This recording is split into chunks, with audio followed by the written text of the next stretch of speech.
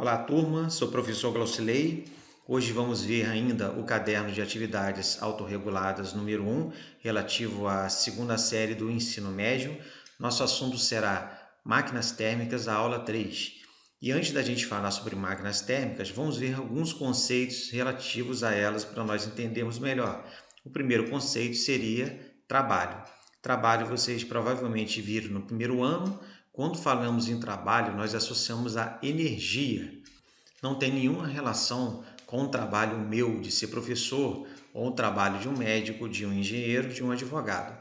Trabalho é sinônimo de energia. Mas precisamente, trabalho seria uma relação entre força e deslocamento. Quando se trata aí do nosso assunto de hoje, que nós vamos estudar um gás encerrado em um recipiente, o conceito de trabalho vai ser um pouco diferente, como veremos a seguir. Então, a gente vai considerar um recipiente cilíndrico e no interior desse recipiente tem uma certa massa de gás. Ainda nesse recipiente, ele possui um êmbolo que pode ser deslocado para cima ou para baixo sem a mínima resistência, ou seja, as paredes desse cilindro não exercem nenhum atrito sobre esse êmbolo. Agora vamos considerar que essa certa massa de gás ela é aquecida, ela recebe calor de uma fonte térmica. Ao receber esse calor, o gás vai se expandir e o êmbolo se deslocará para cima. Consequentemente, já que existe aí no caso uma força exercida pelo gás, mais precisamente, aí que está a diferença, existe uma certa pressão que o gás exerce sobre esse êmbolo e essa pressão vai empurrar esse êmbolo para cima, então nós dizemos que o gás irá realizar trabalho. Então, o gás realiza trabalho porque a pressão exercida por ele empurrará o êmbolo para cima, fazendo com que ele se desloque. Então, essa é a nossa ideia relativa a trabalho realizado por uma certa massa gasosa. O segundo conceito importante em nosso estudo sobre as máquinas térmicas seria o conceito de energia interna. Então, toda vez que eu falar de energia interna, eu vou representar pela letra U. O que seria essa energia interna? Chamamos de energia interna de um sistema a energia sob qualquer forma que ele tenha armazenada dentro de si. Então, o que seria essa energia dentro desse sistema? É a energia cinética de translação das partículas e a energia potencial de ligação entre essas partículas. Ou seja, então, quanto maior for a energia cinética, quanto maior for a velocidade dessas partículas no interior, por exemplo, de um recipiente cilíndrico, igual nós vimos anteriormente, maior vai ser a energia interna desse determinado gás que está dentro desse recipiente. A energia de um sistema, a energia interna de um sistema, ela é função crescente da temperatura. Isso é claro, a gente viu que a temperatura tem relação com a energia cinética das partículas de um determinado corpo. Então, se eu aumento a energia cinética dessas partículas, eu aumento a temperatura. E, consequentemente, se a temperatura aumentar, vai aumentar a energia interna desse sistema. Então, a energia interna é função crescente da temperatura, de tal modo que, se a temperatura aumenta, a gente está representando aqui o T por temperatura, a energia interna que também aumenta. Se a temperatura diminui, a energia interna diminui. Se a temperatura permanece constante, a mesma coisa acontece com a energia interna, também permanecerá constante. Então, aqui veremos nessa animação a síntese disso. Temos aqui um certo recipiente, no interior dele contém uma certa quantidade de massa gasosa e percebemos que se aumentarmos a temperatura, a velocidade das moléculas no interior desse recipiente também aumenta. Temperatura aumenta, aumenta a energia cinética das partículas gasosas dentro desse recipiente. Com isso, então, poderemos dar início ao estudo da termodinâmica. Afinal, termodinâmica é parte da física que estuda principalmente a transformação de energia térmica em trabalho, ou seja, o calor realiza trabalho. E, finalmente, o estudo da termodinâmica tem aplicação nas máquinas térmicas. Máquina térmica seria qualquer aparelho ou dispositivo utilizado para transformar calor em trabalho. A primeira máquina térmica, aí chamada também de máquina a vapor, que se tem conhecimento, foi uma máquina elaborada por Heron de Alexandria, foi chamada de Aeolipile. Aqui temos uma demonstração dessa máquina. Então ela é esférica, tem dois orifícios em lados opostos e no interior dessa esfera contém uma certa quantidade de água que, quando aquecida, ela é evaporada e, uma vez evaporada, é lançada em direções opostas, em sentidos opostos, certa quantidade de gás, fazendo ela girar. Então aqui nós temos uma ideia da primeira máquina térmica que se tem notícia, a máquina de Heron de Alexandria ou Herão. Mas como nós vimos, a máquina térmica de Heron de Alexandria não tinha muita utilidade. Realmente uma máquina térmica aí utilizada para realizar certos tipos de trabalhos foi elaborada por Thomas Newcomen. Isso no início do século XVIII, em 1712. Ela é então a primeira máquina térmica que transformava calor em trabalho mecânico. Aí tem uma descrição dessa máquina, como que ela funcionava e qual era a sua função. Naquela época existia mineração e era necessário retirar águas da caverna de mineração. Então essa água era bombeada através dessa máquina térmica criada por Thomas Newcomen. As máquinas térmicas foram melhores desenvolvidas por um engenheiro inglês chamado James Watt. Isso ainda no século XVIII, em 1770. Ele criou um modelo mais eficiente de máquina térmica e criou também bombas d'água mais eficientes e mais seguras, também locomotivas a vapor. Consequentemente, todas essas criações que levaram mais à frente a navios a vapor, por exemplo, teve a Revolução Industrial no século XIX.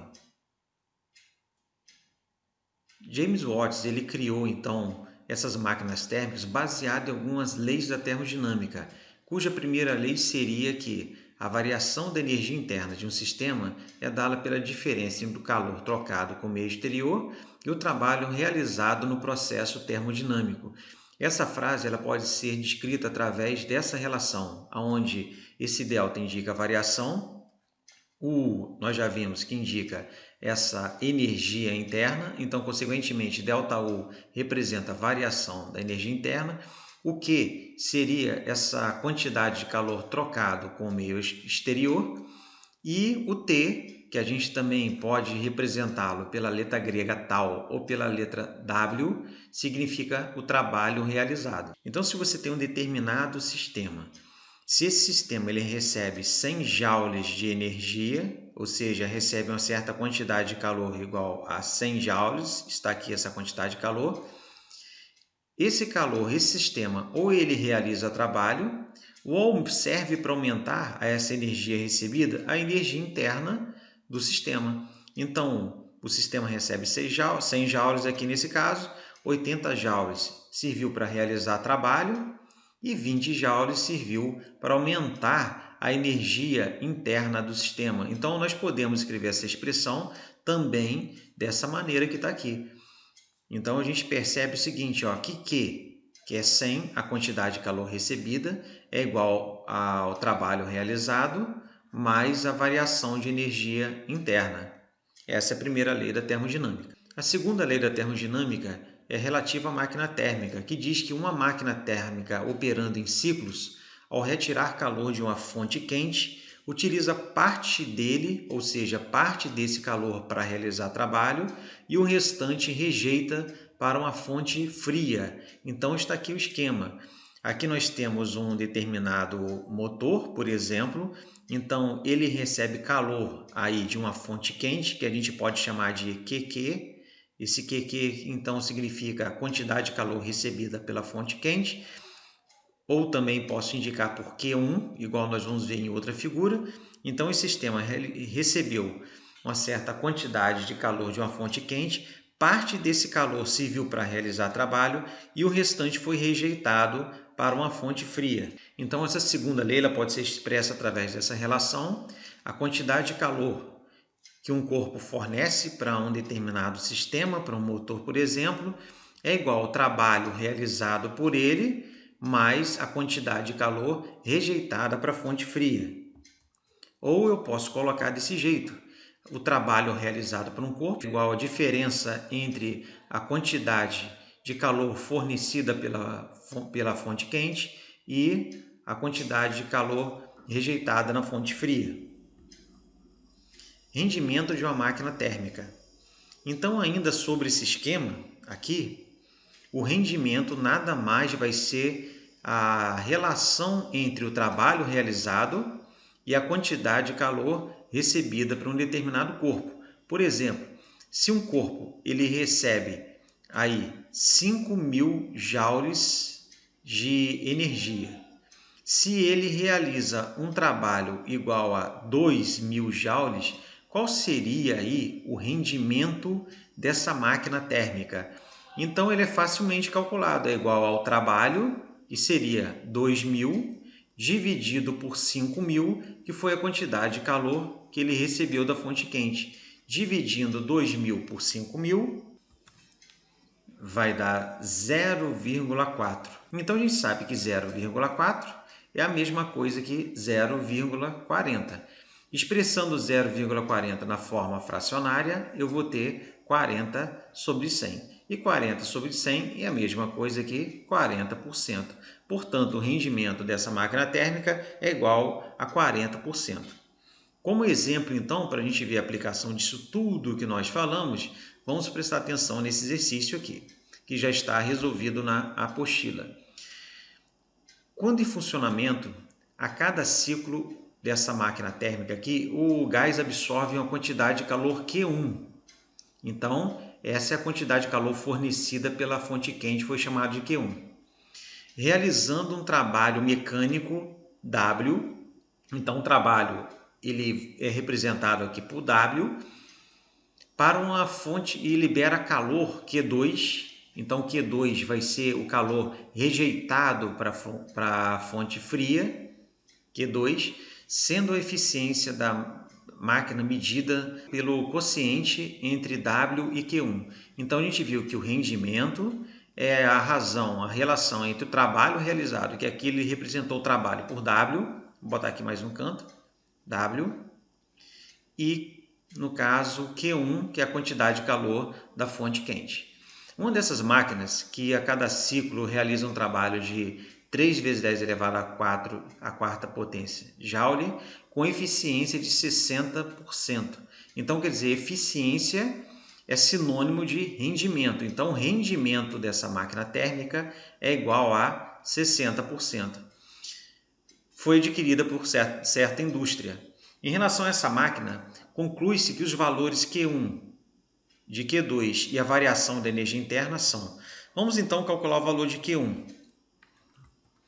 Nós vamos calculá-lo através dessa relação, que o rendimento é igual ao trabalho dividido por Q1, que é justamente a quantidade de calor recebido pela fonte quente. Então, o rendimento é 60%. Primeira coisa, vou representá-lo na forma decimal. 60% é a mesma coisa que 60 sobre 100. 60 sobre 100 é a mesma coisa que 0,6 ou 0,60. Esse é o rendimento. Então, substituindo nessa relação, eu vou ter que 0,60 é igual ao trabalho realizado, que está em notação científica, 3 vezes 10 elevado a 4. Vamos escrever esse valor na forma comum. 3 vezes 10 elevado a 4 é a mesma coisa que 3 vezes 10.000, e 3 vezes 10.000 é igual a 30.000.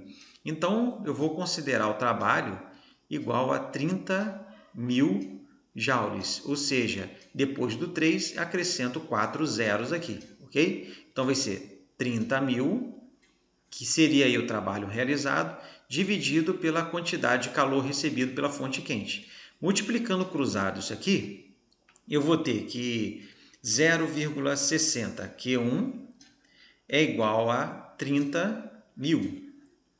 Então, a quantidade de calor recebida pela fonte quente vai ser igual a 30.000 dividido por 0,60. Dividindo esses valores, eu vou ter que a quantidade de calor que recebeu essa máquina foi igual a 50.000 joules. Vamos colocar esse resultado aqui, 50.000 joules. 50.000 joules é a mesma coisa que 5 vezes 10 elevado a 4, quando escrito na forma de notação científica. Bom, pediu além de Q1 o valor de Q2. Então, nós vimos lá naquela relação anterior, vamos voltar aqui um pouquinho, aqui, que a quantidade de calor da fonte quente é igual ao trabalho realizado mais a quantidade de calor da fonte fria. Então, se eu passar para o lado de cá o trabalho, eu vou ter que a quantidade de calor da fonte fria vai ser igual à quantidade de calor da fonte quente menos o trabalho. Então, essa quantidade de calor da fonte fria lá foi chamada de Q2. Essa quantidade de calor da fonte quente foi chamada de Q1. Então, eu tenho que substituir aqui, subtrair o valor de Q1 que eu achei, menos o trabalho realizado. Fica moleza, então. Então, Q2, que seria essa quantidade de calor liberada para a fonte fria, vai ser igual a 50.000 menos 30.000. Então, essa quantidade de calor aí liberada vai ser igual a 20.000 joules. Para eu calcular essa variação de energia interna do gás, eu vou recorrer à primeira lei da termodinâmica. A primeira lei da termodinâmica diz que a variação interna de um gás é igual à quantidade de energia recebida por esse gás menos o trabalho realizado por ele, que eu vou botar W aqui também. Bom, essa variação de energia interna, portanto, vai ser igual a essa quantidade de calor aqui, que está faltando, eu vou achá-la fazendo a diferença entre a quantidade de calor da fonte quente menos a quantidade de calor da fonte fria. Isso aqui, então, vai dar a quantidade de calor aí recebida pela fonte quente é igual a 50.000 e a quantidade de calor rejeitada para a fonte fria seria 20.000. Então, essa quantidade de calor Q vai ser igual a 30.000 joules. Substituindo aqui, nós teremos 30.000, que foi aquela diferença que eu acabei de achar, menos o trabalho realizado, que foi dado no enunciado, que também é 30.000.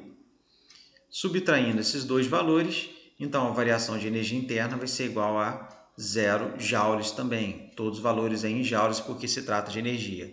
Então nós temos o valor de Q1, 50.000. Então aqui a gente vai ver que fica entre a letra D e a letra E. O valor de Q2, 20.000. 2 vezes 10 elevado a 4. Aonde está isso? O valor de Q2 está aqui, ó, 20.000. A gente deixou 20.000 na forma de notação científica, 2 vezes 10 elevado a 4. Então, ainda está entre a letra D e a letra E. Bom, mas a variação de energia interna é igual a 0, então sobra para a gente a letra E. Vamos então fazer os exercícios aí, 1, 2 e 3 dessa atividade. Numa transformação sobre pressão constante, um gás realiza o trabalho, muito importante isso, então o êmbolo vai subir, vai ser exercida uma pressão sobre o êmbolo, ele vai subir, então isso que é o gás realizar trabalho, para a gente frisar bem isso aí. Então você tem um recipiente com um êmbolo, então ele recebe calor, por exemplo, suas moléculas empurram o êmbolo para cima, então a gente diz que o gás realizou trabalho sobre o sistema. No caso, um trabalho de 400 joules. Então, trabalho 400 joules. Quando recebe do meio externo, 500 joules de calor. Então, a quantidade de calor recebida é igual a 500. Beleza, então, qual a variação de energia interna do gás nessa transformação? Variação de energia interna, nós já vimos que é igual a quantidade de calor recebida menos o trabalho realizado. Então, a variação de energia interna vai ser a quantidade de calor recebida, que seria 500, menos o trabalho realizado, que seria 400. Então, subtraindo esses dois valores, eu vou ter 100 joules. bem tranquilo essa questão número 1. A variação de energia interna, portanto, vale 100 joules. Número 2 também é parecida, mas tem uma questão aqui. Sobre um sistema realiza-se um trabalho. Então, um trabalho é realizado sobre o sistema, certo? E, em consequência, ele fornece 500 calorias ao meio externo durante esse mesmo intervalo de tempo. Se uma caloria vale 4,2 joules, determine a variação de energia interna do sistema. Então, seria isso aqui. Então, nesse caso, percebemos que o trabalho é realizado sobre o sistema. Então, esse valor desse trabalho de 3.000 joules, eu vou ter essa situação como tivesse comprimindo o êmbolo, certo? Então, nesse caso, já que há um trabalho realizado sobre o sistema, o trabalho ele é negativo. Então, a gente tem que interpretar isso, eu terei menos 3.000 joules. Em consequência, ele fornece 500 calorias ao meio externo. Então, foi realizado um trabalho sobre ele e ele cedeu 500 calorias ao meio externo. Então, o valor de Q é igual a 500 calorias. Mas nós temos aqui misturadas duas unidades de energia, o joule e a caloria, e eu vou ter que adaptá-las, né? Eu vou ter que passar de joule para caloria. Então, já que uma caloria tem 4,2 joules, eu vou pegar 500, multiplicar por 4,2 para eu passar de caloria para joule. Isso vai dar 2.100 joules. Então, a partir daí, eu vou calcular a variação de energia interna fazendo a diferença. Variação de energia interna é igual a quantidade de calor recebido pelo sistema menos o trabalho realizado. Então, a variação de energia interna vai ser igual a 2.100 menos 3.000, já que o trabalho era negativo. Então, isso vai ser igual a 2.100 mais 3.000. Isso vai ser igual a 5.100 joules. Isso é, então, a questão número 2. A questão número 3, agora olha a diferença. Um sistema recebeu do meio externo uma quantidade de calor igual a 8.000 joules. Então, recebeu uma quantidade de calor igual a 8.000 joules. E realizou sobre esse meio um trabalho igual a 20.000, no caso aqui, recebeu uma quantidade de calor igual a 8.000 calorias. E realizou sobre esse meio um trabalho de 20.000 joules, agora sim. Em joules, qual a variação da energia interna desse sistema? Em joules. Então, novamente aqui, a quantidade de calor está em calorias. Então, tem que adaptar aqui as unidades. Então, 8.000 eu vou multiplicar por 4,2. Então, essa quantidade de calor, quando eu multiplico aí 8.000 por 4,2, vai dar 33.600 joules. Então, usando novamente a primeira lei da termodinâmica para achar essa variação de energia interna, eu vou subtrair a quantidade de calor do trabalho realizado. Então, a variação de energia interna vai ser igual a 33.600 menos 20.000. Então, essa variação de energia interna vai ser igual a 13.600 joules. Opção, então, letra A. Essas foram as 3 questões da atividade 3, mas vamos fazer uma a mais para a gente abordar o assunto rendimento aí. Vocês podem fazer essa questão, dar um pause e faça. E para calcular esse rendimento ou eficiência dessa máquina térmica, você vai fazer a razão entre o trabalho e a quantidade de calor recebida pela fonte térmica, pela fonte quente, no caso. Que a gente pode chamar de Q1 ou chamar de QQ, certo? Então, o trabalho realizado foi igual a 3.500 dividido por 5.000. Dividindo aí 3.500 por 5.000, eu vou ter 0,7. 0,7 é a mesma coisa que 70%. Esse, então, é o rendimento dessa máquina térmica cíclica. Então, essa foi a nossa aula sobre a nossa aula 3 das atividades autorreguladas. Então, um grande abraço, até a próxima.